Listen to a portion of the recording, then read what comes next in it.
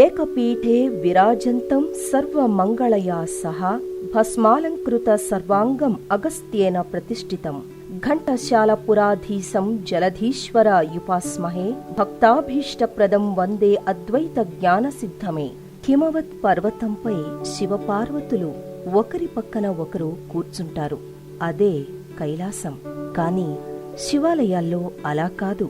శివుడు ఒకచోట ఉంటే అమ్మవారు మరోచోట ఉంటారు. అన్ని శివాలయాల్లోనూ ఇంతే. కాని ఈ క్షేత్రంలో ఆది దంపతులైన శివపార్వతులు ఇద్దరు పక్క పక్కన ఏకపీఠంపై కూర్చుని భక్తులకు కనువిందు చేస్తూ ఉంటారు.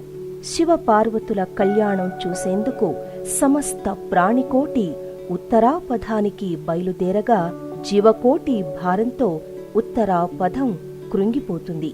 అప్పుడు పరమేశ్వరుడు అగస్త్య మహామునిని పిలిచి తక్షణమే దక్షిణాపథంలో ఒక పుణ్య ప్రదేశాన ఏకపీఠంపై శివపార్వతులను ప్రతిష్ఠించి భక్తి శ్రద్ధలతో పూజిస్తే తమ కళ్యాణ దర్శన భాగ్యం కలుగుతుందని అగస్త్య మునికి సెలవివ్వగా అలా ప్రతిష్ఠించిన క్షేత్రమే శ్రీ బాల పార్వతీ సమేత శ్రీ జలధీశ్వర స్వామివారి దేవస్థానం.